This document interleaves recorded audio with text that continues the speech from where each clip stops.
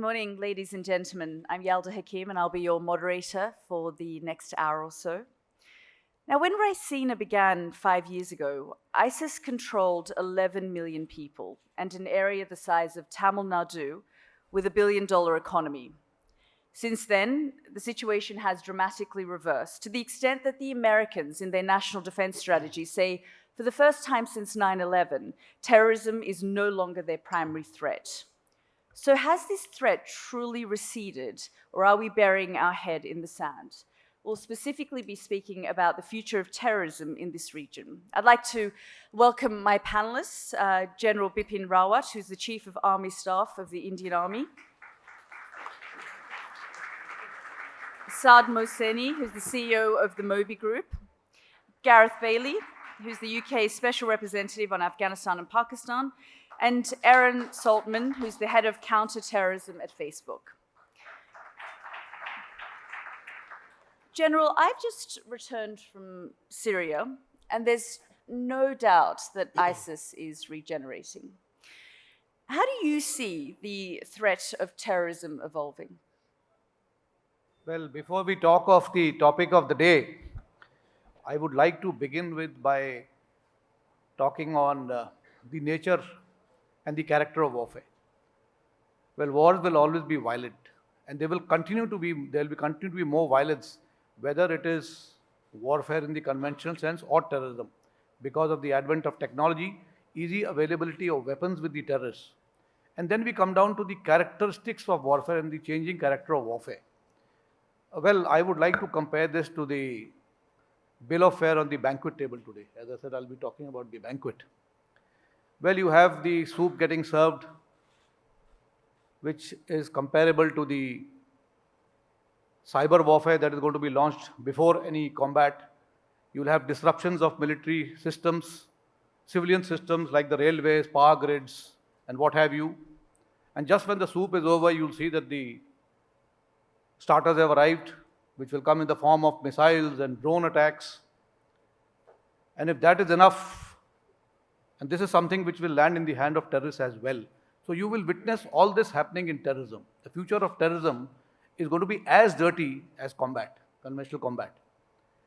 So if the adversaries are quite satisfied with soup and starters, then they can go straight to the desert, which is the negotiating table, and start negotiating. And you feel that there's a happy ending to it. But that is not the way things will happen. You will have to go in for the main course.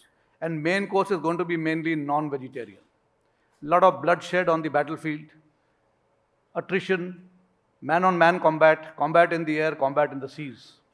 And finally, when all that gets over, depending on who's the vanquished, you will finally get the desert served. And with the political masters then looking at the end state. So we might think that there is a happy ending to all that, and that everything will come to an end. But let us not forget that this banquet could well be attacked by a swarm of bees in the form of terrorists. So this war is not ending. The war on terror is something which is going to continue. We'll have to live with it until we understand and get to the roots of terrorism. So to say that, the desert has been served and everything has come to an end, but don't forget, even at the end of that, there's a lot of cleaning to be done. The tables have to be cleaned, the dishes have to be washed, and a lot of things to be accounted for the damages. So therefore, what is the future of terrorism? The future of terrorism is that terrorism is here to stay. So long as there are going to be states that are going to be sponsoring terrorism, so long there are going to be states that are going to use terrorists as their proxies, make weapons available to them, make the funding for them, we cannot control terrorism. And therefore, what is the final end state that we wish to arrive at? We have to bring an end to terrorism, and that can only happen the way the Americans started after 9/11. They said, let's go on a spree on global war on terror and let the nations join together and fight terrorism together. Well, to do that, what do you have to do? You have to isolate the terrorists. Anybody who's sponsoring terrorism has to be taken to task. You cannot have partners who are partnering with you in the global war on terror and yet sponsoring proxies and terror. You're referring to Pakistan? I'm referring to any country which is sponsoring terror. Yes. How do you deal with a problem like Pakistan? Yeah, therefore the problem with this is you have to have an international messaging that has to go to them, hard action being taken. And I feel one of the measures that has been adopted is blacklisting by the FATF is one good measure. Diplomatic isolation. You have to do this. You have to bring about acceptability in the nation that yes, they are sponsors of terrorism. Denial of terrorism, to say that they are not denying it, they are themselves victim of terrorism, cannot continue for on and on. And I think we have to get the bull by these horns and take them to task. So then I take it you're a supporter of the peace deal with the Taliban. Yes, I do agree that you have to come to a peace deal with everybody. So if you have to come to a peace deal with them, you have to go for a negotiated peace. But in that, the Taliban or whichever organization is contemplating terror has to give up that weapon of terror. They have to come to the main table. They must come into the political mainstream. And then if they want to rule the country through the will of the people. Well, they did once before, and we saw how that ended. Well, but they did, but yet they had the power of the gun behind them. When you have... Do you think they'll have the power of the gun this time? As of now, it is difficult to say, but I would say yes, they will. So you think that Pakistan will continue to support, fund, back the Taliban if they were to return? The answer is yes. And what are the implications for the region? Implications is that for some time you may be seeing a semblance of peace in Afghanistan, but finally it may be things back to normal. You have to basically change the ideology of the people who are residing in this area, the ideology behind Taliban, and only then can you bring in lasting peace in the region. Does it make you angry that the Americans are negotiating with the Taliban? No, not really angry. You finally have to come into the negotiation. But I think when you come into the negotiation, it must ensure lasting peace. It should not be just a temporary measure to find an exit. Today, the Afghan National Defense Force is emerging. They need support. They need technological support, they need air support, but let me tell you, they are doing a good job. We need to give them the credit, but that support must continue for some more time. Gareth, the United Kingdom is often accused of being in Pakistan's corner when it comes to Kashmir, when it comes to various other issues. How do you respond to that? Thank you, Yalda. Before I go into that topic, which I obviously imagined you would raise, I think it behooves us all here to pay tribute and remember the victims of terrorism. And while I'm here in Delhi, I want to remember that by the last count in 2018, some 340 Indians lost their lives to terrorists, and that is unconscionable. And the UK knows the suffering that a nation can bear when it loses its people to terrorist action. So I just want to record that and to record our sympathy and empathy with India today. To your point on Pakistan, and indeed I think I know where the General is going, it is absolutely clear that terrorist groups are operating from within Pakistan. They pose a serious challenge to the government of Pakistan and to South Asia's regional stability. Absolutely clear. So what do you do about that? What you do about that, if you're the UK, is you engage, and you engage hard. You engage at every level, from the bottom to the very top. You engage regularly, and you set out in terms the importance of action against proxy groups and against terrorism and against extremism. And I know very clearly that the charge is put that somehow the UK is close to Pakistan or too close to Pakistan. But it's just a simple matter of necessity. We have to be engaged with countries across South Asia, having robust conversations at all levels about what needs to happen and needs to happen urgently. But does the General have a point when he says that for 18 years you've been supporting, backing, funding, they've been allies, and yet they haven't been offering the support that they should be in dealing with and cracking down on groups like the Quetta Shura? It is clear that these sorts of enterprises are intergenerational in their duration. If I take Northern Ireland, we, the British government, I should say, began talks with the IRA 26 years before the Good Friday Agreement in 1972. The year of my birth. Disavowed, secret back channel, and that wasn't pleasant. That wasn't an easy thing to do, particularly at the time. That was an uncomfortable place in which to be, and it signaled just how hard the yards are, how long the path is for one to have to tackle terrorism. 18 years into the UK's latest commitments to Afghanistan, it feels extremely hard. But at the same time, to the point that's previously been made, I feel that what the United States are doing is innovative, courageous, enterprising, and really trying to push for that settlement, that long-term settlement that you've both implied needs to happen. There are those who argue that just the way the United States took decisive action against, say, Qasem Soleimani, they should be doing the same thing in the sanctuaries in Pakistan. I think, first thing, you point out that the issue of terrorism and proxy terrorism is a global phenomenon. You have different manifestations worldwide. And as you have different manifestations, so you require different responses. Responses have to be tailored to the situation at hand. Now, on Iran, the UK government has put it on record that we do not lament the passing of Qasem Soleimani. At the same time, we've made equally clear that the way forward is restraint, and that the way forward is to achieve a return to, in the Middle East region, enduring political settlement on the basis of compliance with international law and the rules-based system. Can I just pick up on that with you, General? Do you think that there should be more decisive action when it comes to these sanctuaries in Pakistan? Well, yes, that's what I alluded to. I said, yes, there needs to be decisive action. With Pakistan, we are looking at blacklisting by the FATF. That is one measure. And if finally that doesn't yield results, then you've got to go in for decisive action. Yes, I do agree with you. Saad, we've just spoken to the General about the regional implications here of a peace deal. Domestically, though, how does that impact things in Afghanistan as far as terrorism is concerned, if there is a peace deal that's been struck? Well, I think that the Taliban narrative that they have won is obviously is one that dominates now in Afghanistan, that they have forced the Americans to do this deal. And the unfortunate thing is that 20 years after 9/11, that it is the Americans sort of giving up and walking away from Afghanistan.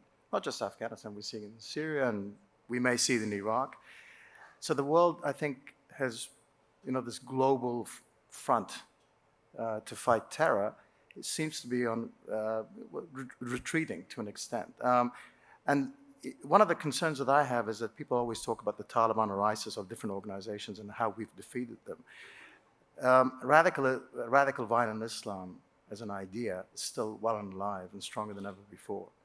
So I think that collectively we're not doing things right. But to the General's point, I mean, I think it's going to be impossible to defeat these ideas and these organizations if they have sanctuaries, if they have outside state support from not just Pakistan, but other countries as well in the region. And I think that that's what we have to have, a very grown-up approach to this. I just read the Afghanistan chapter of a senior US official's book, which is coming out later this year. I mean, his point was that we have fought 18 wars in Afghanistan 1 year at a time.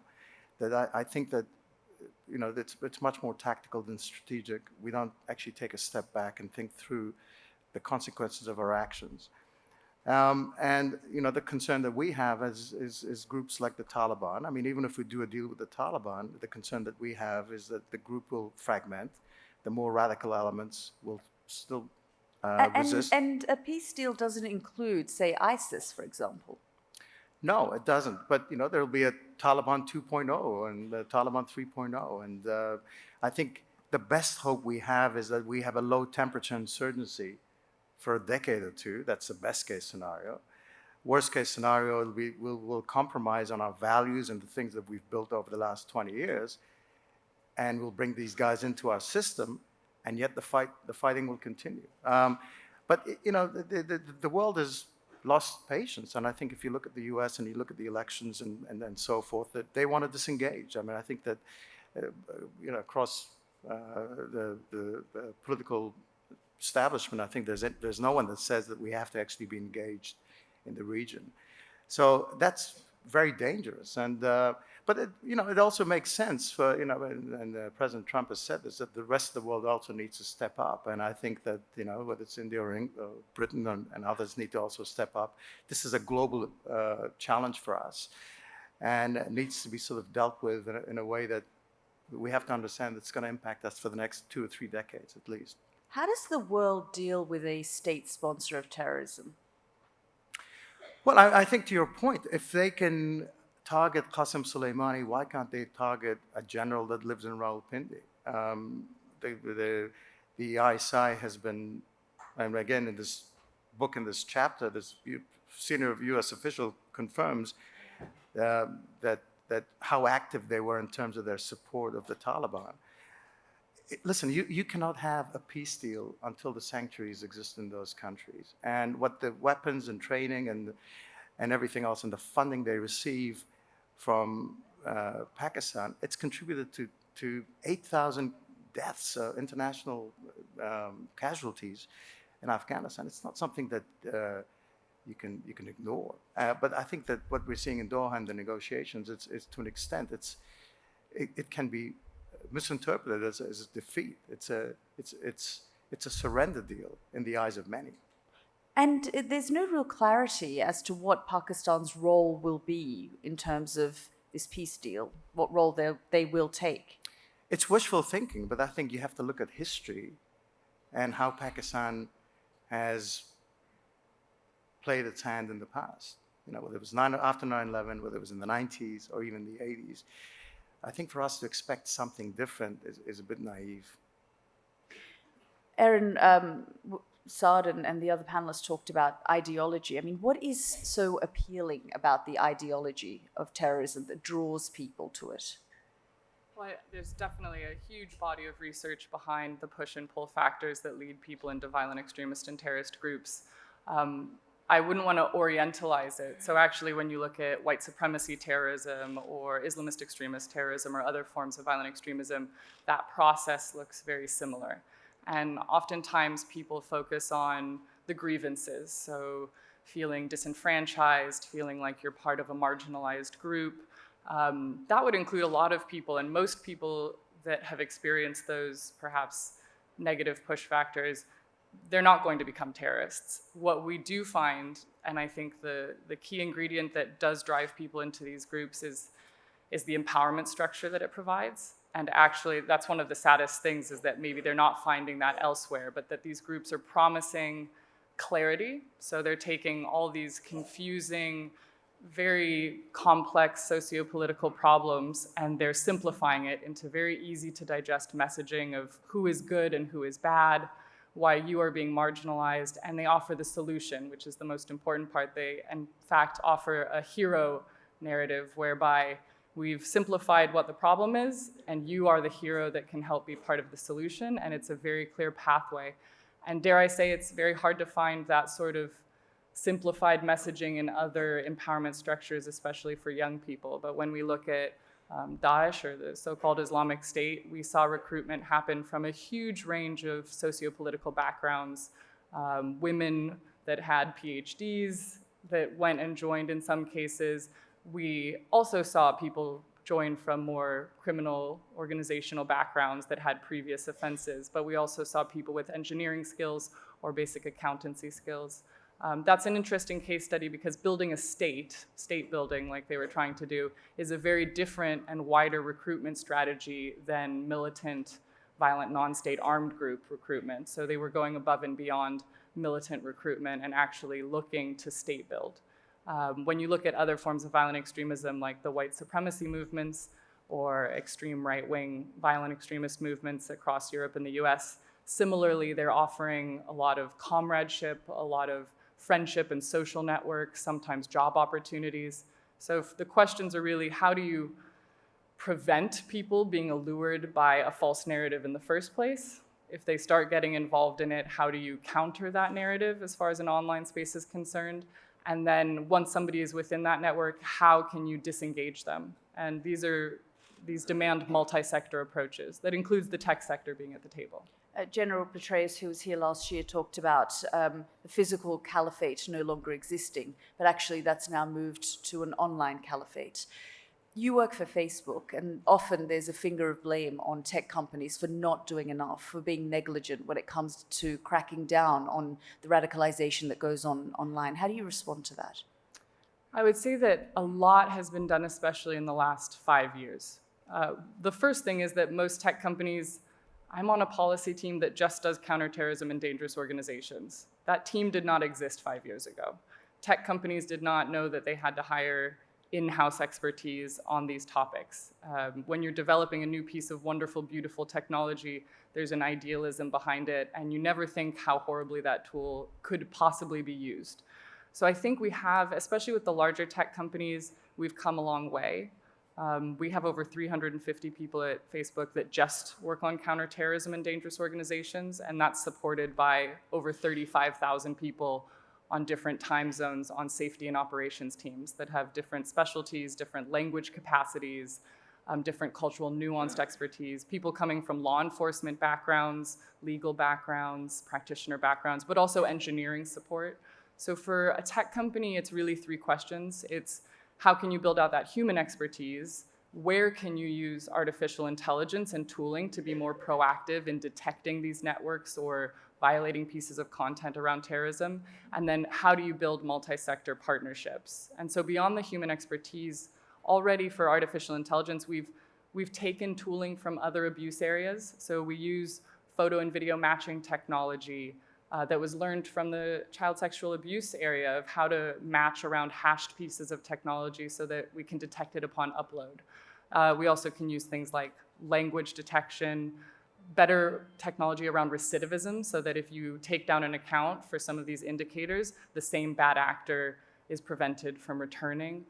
This takes a lot of engineering support and a lot of testing around false positives to make sure that we're not over-censoring. So it's important that we build in appeals processes. But partnerships-wise, what we've seen is the result is good. You know, in the first 3 quarters of last year, Facebook removed over 18 million pieces of terrorist content.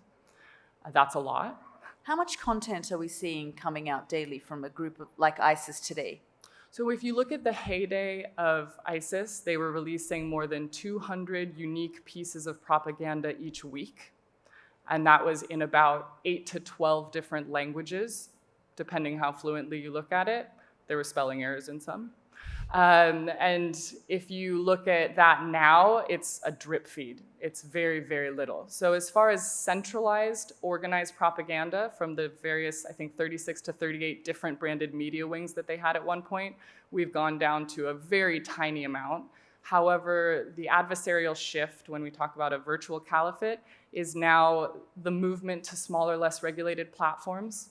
So we aren't going to see the obvious stuff as much on Facebook. We're having to see where trails lead to, and we have to work across the tech sector. So it's part of the reason that in 2017 we formed the Global Internet Forum to Counterterrorism, GIFCT, and that was founded by Facebook, YouTube, Microsoft, and Twitter, and now includes a wide range of companies like Amazon, Dropbox, LinkedIn, Pinterest, ones that you wouldn't even normally think to come to the table, but we're all seeing the shift across platforms. I'm going to open the floor to the audience, and I believe the young fellows have some questions. So if you can come to the microphone and ask your questions. They're all looking at each other. Samir tells me you have loads of questions, so I'll give you a chance to think about it, but I'll come to you here. Please, if you could introduce yourself, and then... I'm Bipin Rawat. I'm a researcher and a journalist. I work on terrorism and radicalization in India. I have a question for the first CDS of India. Congratulations, sir. And my question is, sir, radicalization cannot be eliminated because I've seen that it has been a failed case. I have not seen a single successful case where we saw that de-radicalization got successful. So what are your views on de-radicalization and radicalization? And if de-radicalization is not successful, so how come we eliminate terrorism in the country? Thank you. I don't think we should work it at that way. Anything that has started can be put to an end. To say that radicalization cannot be countered, I don't quite agree with this. Radicalization can be countered. You've got to start looking at where the radicalization is happening. And the radicalization, who are the people who are radicalizing these people? It is happening from schools, universities, from religious places and sites. And then there are a group of people who are spreading this. So I think first what you get to think is, you get to the nerve of the whole thing as to who's radicalizing people. You can start isolating these people gradually and then start a counter-radicalization program by identifying people who have been radicalized to what degree. You've got to segregate them in degrees. And then look at those who are completely radicalized, first target them, but then start also looking at the future. Like what we are seeing in Kashmir, we saw radicalization happening. Today we are seeing radicalization being undertaken even amongst the young people. Girls and boys as young as 10 and 12 are now being radicalized. These people can still be isolated from these radicalization in a gradual way. But there are people who have completely been radicalized. These people need to be taken out separately, possibly taken into some de-radicalization camps. We've got de-radicalization camps going on in our country. Let me tell you, even Pakistan is doing the same.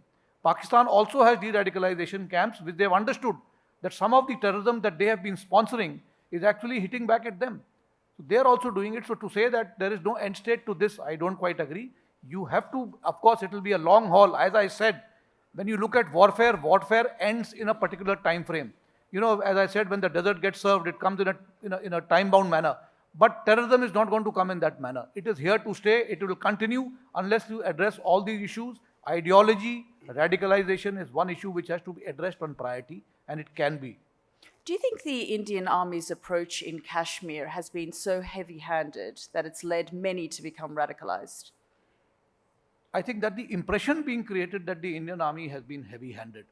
Indian Army had to be heavy-handed in the very initial stages when the proxy war was launched on us in the early 90s.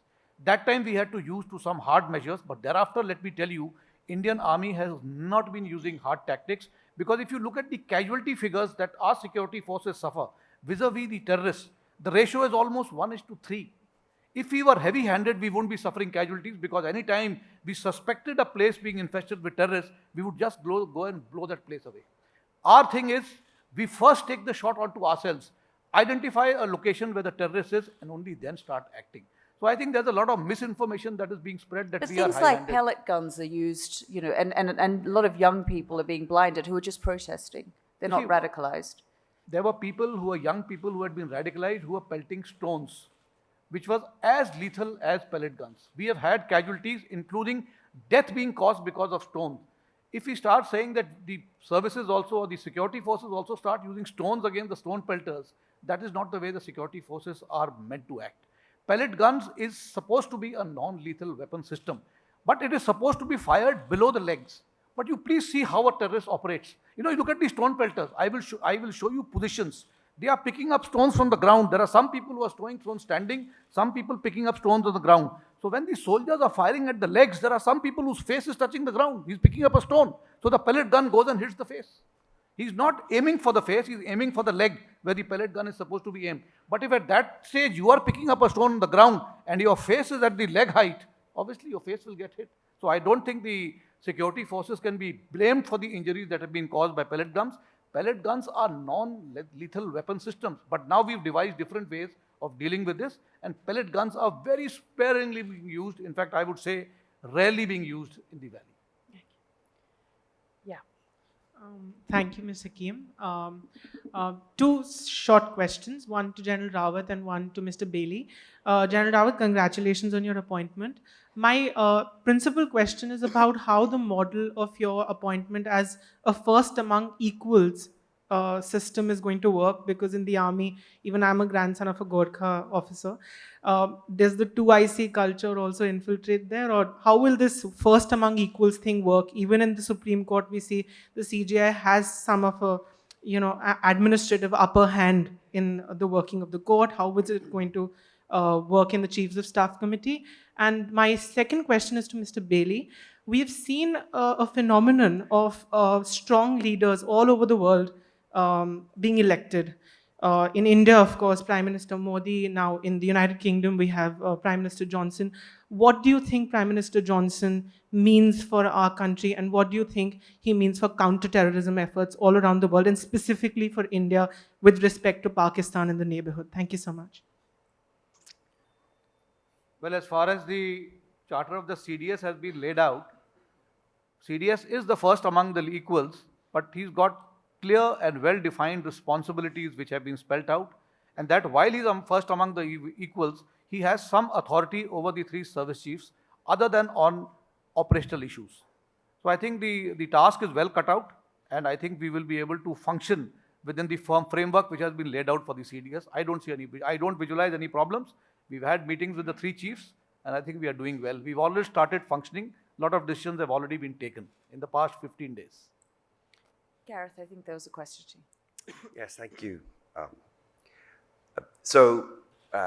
Thank you very much for, I think, the implied compliment towards Prime Minister Johnson, who was returned with a strong majority and has a very well-known, I think, commitment to cherish and value a partnership with India and to take the UK-India relationship to a new level, to make a step change in how we work together. I should say that's a step change from an extremely high base. The depth, the breadth, the strength of the relationship is absolutely extraordinary, world-class. In my own position back in the Foreign Office, I sometimes struggle to wonder how to improve upon it. But there we are. That's a nice place to be in. In terms of counterterrorism, I think the not often talked about fact is that year on year, we have a really deep cooperative dialogue with the government of India on the full spectrum of counterterrorism issues. That's 13 years now to my count. I chaired with my colleagues in London this year's dialogue, and you can of course ask the Ministry of External Affairs, but there was a real sense, I think, from their takeaway that we were embarking on something even better going ahead.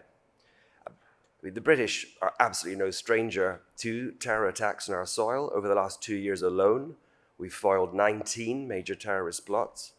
Of course, you've seen one very vividly, the latest London Bridge attack, but do recall that behind that there are 19 that were prevented. So we're sharp and we're ready, and we have a lot of experience that we can share with India, and we know, of course, that India has just as much experience, if not more, to share with us. I think, I haven't had a chance to speak about the Financial Action Task Force, which of course is very much in the news, and the General mentioned it, as did others. The Financial Action Task Force is an impartial, objective, technical body that absolutely scrutinizes and pores over the evidence that is put to it. And the UK actually are the penholder within the task force on Pakistan. We are the ones that have to sift and work through the evidence put to the task force. We are the ones that have to apply quite an extraordinary amount of Her Majesty's Treasury brainpower to work out what we've got there by way of a record from Pakistan. And so far, there is definitely some progress that has been made. Some progress. There is so much more progress that needs to be done. And we say to Pakistan, at the very highest level, and they agree with us, that a step change is required. And Prime Minister Khan and Chief of Army Staff Bajwa have made very clear commitments, and those commitments can be seen. We can all look at them on public record, and we can decide whether or not Pakistan has met those commitments. And as we approach the next stage of the Financial Task Force, we know, of course, that all options are on the table on the evidence, on the basis of evidence submitted to the FATF. It's there for a reason. It's a sober body. It has a mission to do. And although it's a long, long road to travel, we're confident that it is doing its job. But Gareth, you said that Pakistan's taken concrete steps, and we can find that. But could you give us an example?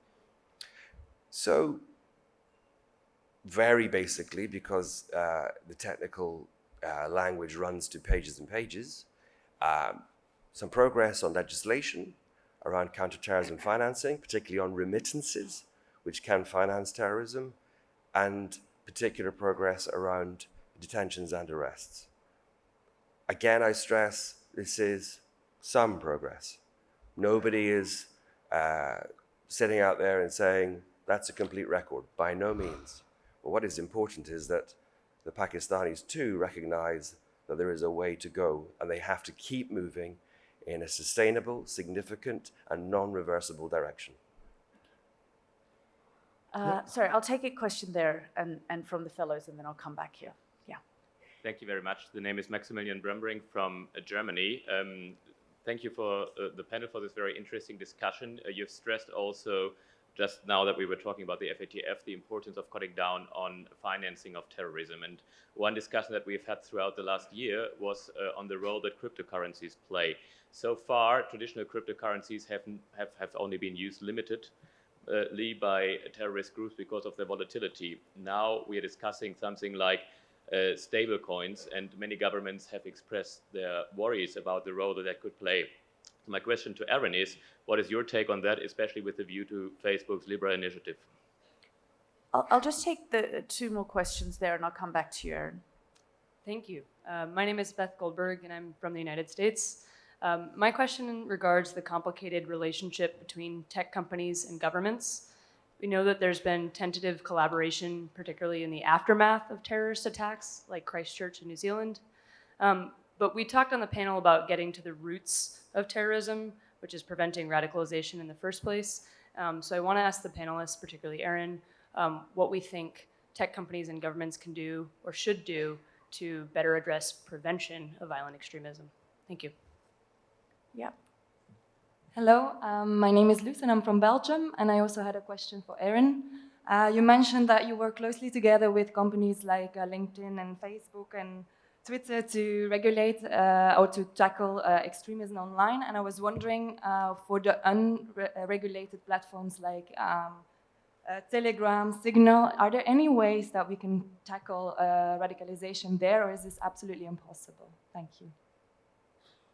Aaron, did you get all of those? Yeah, I took there's one notes. on cryptocurrencies. Yeah.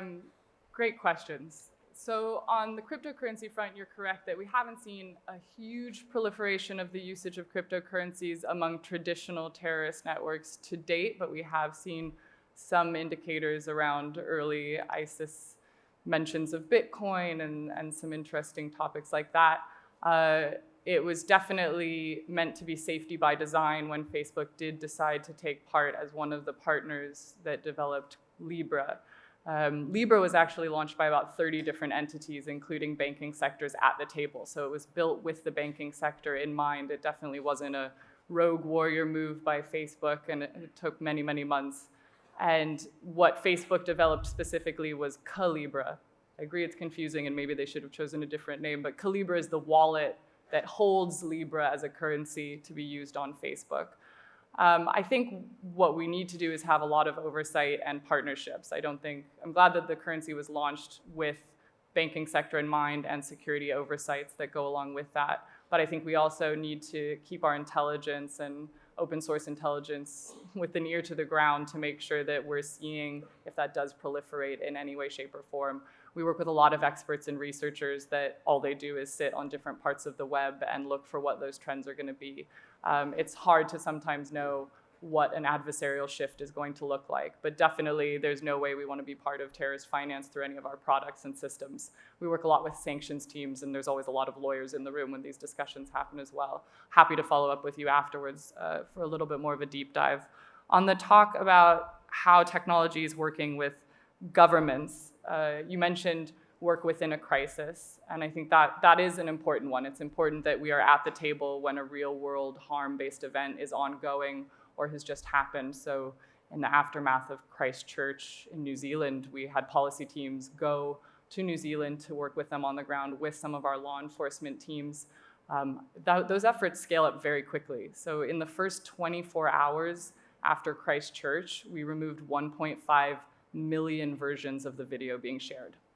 I look at terrorist propaganda all the time. I have never seen one piece of propaganda go so viral so quickly, and that was not an Islamist extremist piece of propaganda.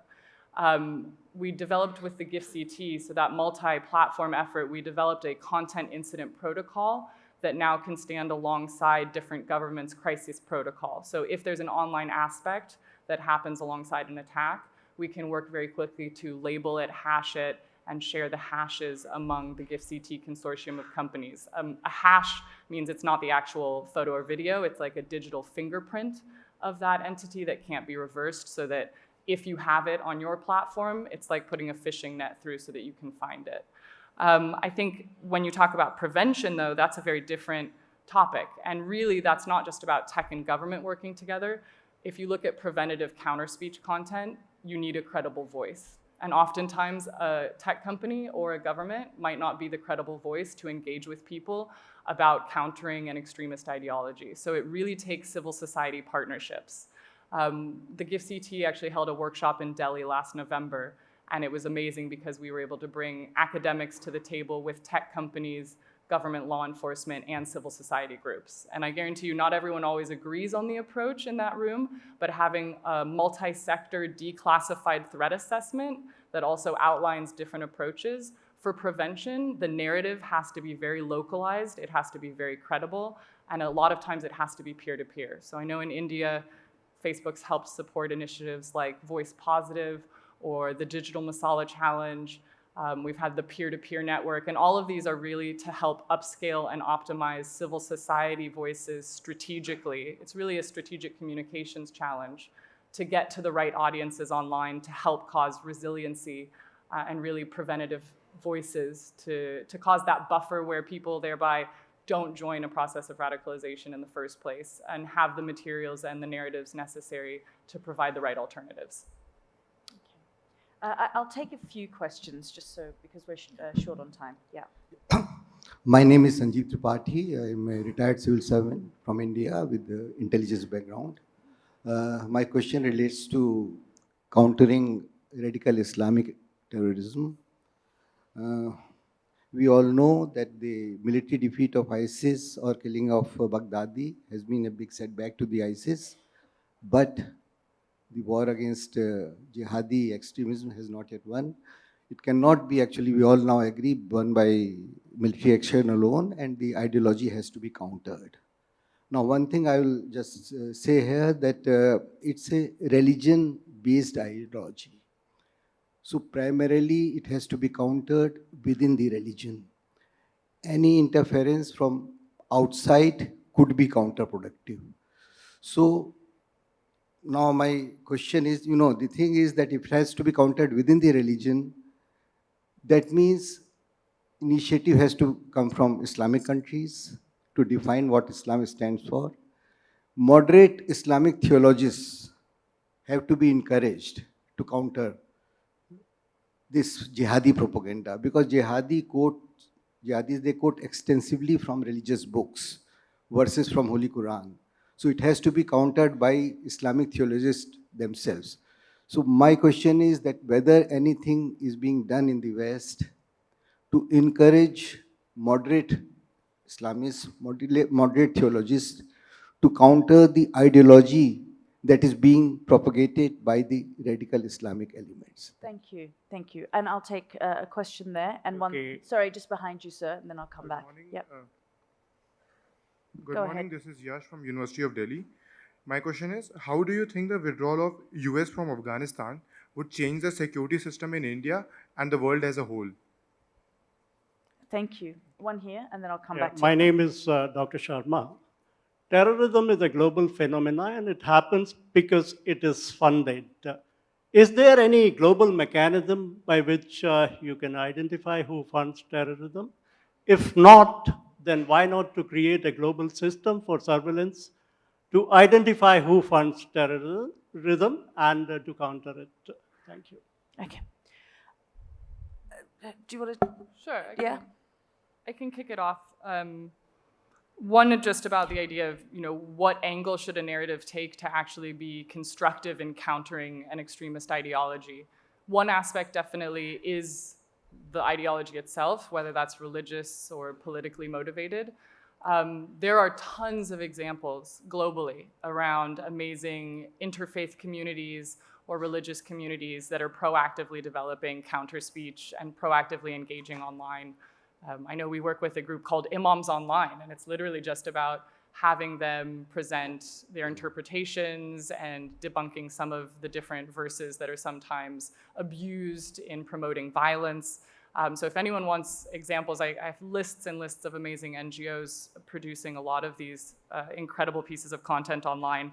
I think we shouldn't discount, however, that when you pick apart at somebody that has been radicalized, sometimes the ideology itself is the loosest angle. Sometimes actually a lot of the reasons why they got involved was because of comradeship, a sense of family, an empowerment structure, and a peer-to-peer network. And so there's a huge diversity of voices that can be very effective and credible. And I would also look to former extremists as a very credible voice. And there's some great global networks such as the Against Violent Extremism Network, some of the exit programs, to back to an original question around disengagement. There's some amazing disengagement or de-radicalization programs, if you want to call it that, that have former extremists as the credible practitioners that help people leave because they've been there and back. And so I think some of these exit programs are worth highlighting and surfacing online in a more robust way. I know that the redirect method that Jigsaw helped develop that's being used across Google, Microsoft, and parts of Facebook help when people are searching for this sort of content that they actually are directed to NGOs and content that are countering it. So I think we've seen some innovation.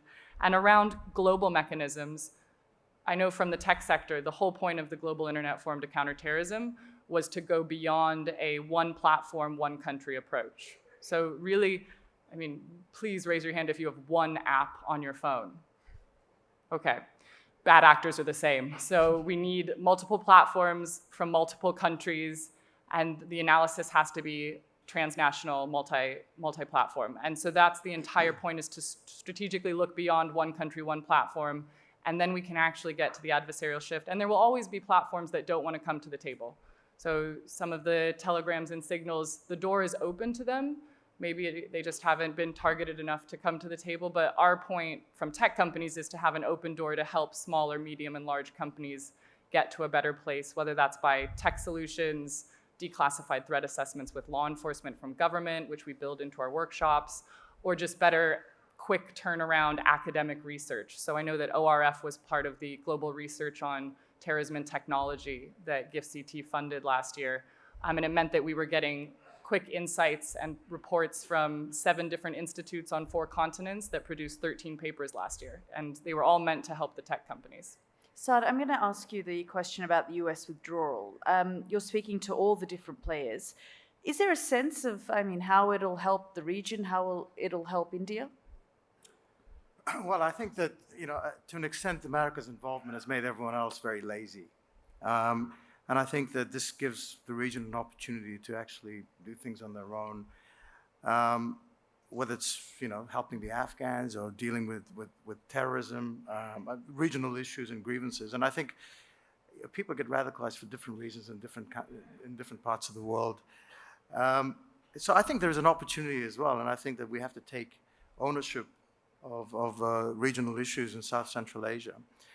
And I think everyone has to do their bit. But, when some of the state actors are not willing to play ball, it makes it much more difficult. That's why you need that international consensus in terms of dealing with some of these people in a very serious manner. I just want to get back to Facebook because I know you're trying your best, but just for us to assume that everything's okay because Facebook's dealing with it is absolute rubbish. On a daily basis, I receive videos on Facebook, on WhatsApp, various other platforms, Taliban videos, Al-Qaeda videos from Afghanistan, from Iraq, from Syria, every single day. They're able to amplify their messages. Whatever Facebook and the other platforms are doing are not enough. They have to take responsibility. I run a media organization in half a dozen countries. If we put anything out, we would lose our license. We would be banished. And I don't see Facebook, Twitter, Google, and others facing the consequences of their actions or lack of actions. So whatever they're doing, it's not enough. And yes, you may take down 18 million videos, but you may also allow 18 million videos to get through, or even 5 videos. That's enough to radicalize people. That's enough to amplify their messages. And even getting back to Islam, unfortunately, there is no, I mean, today the internet allows anyone to become an imam. And the most radical voices tend to resonate, unfortunately.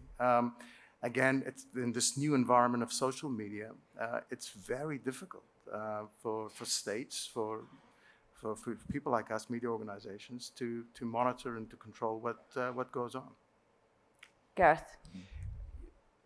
What Saad and Erin say is extremely compelling from the perspective of someone who's a diplomat, and of course, you know, Saad's media, and Erin is a representative of a tech company. Ultimately, Erin said it best, I think. Authentic voices are needed. They need to be local voices. They need to be peer-to-peer voices. And if you get the source fixed, then the work of the diplomat and the work of the tech company, the work of the media organization becomes that much easier to do. That does not mean that we're letting ourselves off the hook. We have something we have to do. We have to do it in a full spectrum way all together at once. To the Afghanistan point, and to Saad's understandable pessimism earlier, you know, let's just recall here that for 18, 19 years, the international community has been working on something called an Afghanistan peace process. We are now in something at a stage which is innovative, difficult, hard, but ultimately to the point of the local voice and ownership and support and culture shift. This has got to be, and yes, it sounds like a cliche, but it's a real thing, an Afghan-owned and Afghan-led peace process. Is it? Is the current process Afghan-led and Afghan-owned? It has to be. It will be. We are at a stage, and that stage has to be overpassed, and we need to get in at pace very quickly into intra-Afghan negotiations. We have been waiting goodness knows how long to get to that point, and if we don't get into the intra-Afghan negotiation space with something genuinely authentic, owned across the political spectrum, then yes, we will fail. But we are moving in that direction. Okay. Yeah. Oh, yeah, we've got time for one last question. So, okay, I'm Ejaz Malikzada. I'm from Afghanistan. I'm a delegate here from the Afghan Institute for Strategic Studies. I work as a researcher. Aaron, I echo Saad here that there isn't much done in terms of videos. I was monitoring Taliban accounts, like hundreds of accounts during the election season, September 28th elections in Afghanistan. They were posting videos, tons of videos. It seemed that most of these accounts were managed from one room, maybe from Rawalpindi or whatever, wherever it is, but maybe someone or a group of people behind these accounts. They were fake accounts, most of them. There was no signs of life, but there was no action. For the record, I reported some of these Twitter and Facebook posts, but the message came back that the posts did not violate the community guidelines. And so it continues. Those same accounts still exist, but they post. Is there any specific, anti-Taliban program in Facebook, just to be frank? And on the intro. Sorry, Ejaz, we've literally run out of time, so I'm just going to take that question to Erin and let you address it. Okay, sure, and come find me in the break. I'm happy to continue the dialogue, absolutely.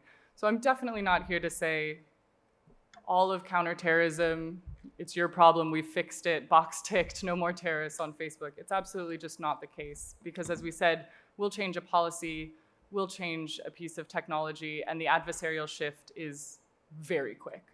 What I would say is that flagging is necessary. I definitely am not psychic, unfortunately, working on that app, I'm sure, but I would be happy to re-review any of the accounts that you flagged. We do need people to flag things, because if you're seeing a video, it means it wasn't hashed. It means we don't have it in our file to be able to detect it. Usually one flag of a video can lead to the removal of 100, 1,000, 10,000 other shares of that video.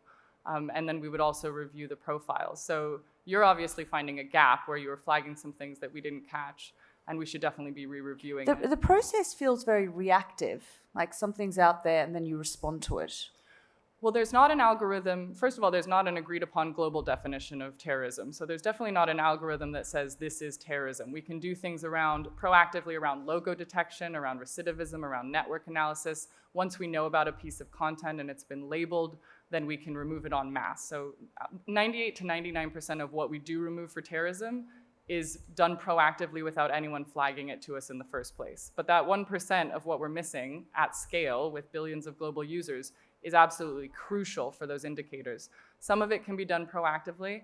A lot of it does have to be reactively because we don't know what the content looks like. The adversarial shift is real. And we see even official terrorist content being used in clips by mainstream media, by very credible voices, shared among researchers. So context matters. It's not like child exploitation imagery where that is illegal to share at all costs. During the rise of ISIS, we saw covers of Dabik magazines being used by BBC and elsewhere. And so context, we don't want to remove the mainstream dialogue around terrorism. We have to be very effective of scaled both what can a machine find, but also triaging that to human review. And it's hard. Okay, I can see Samir hovering, trying to push us off the stage. Ladies and gentlemen, please thank my panelists.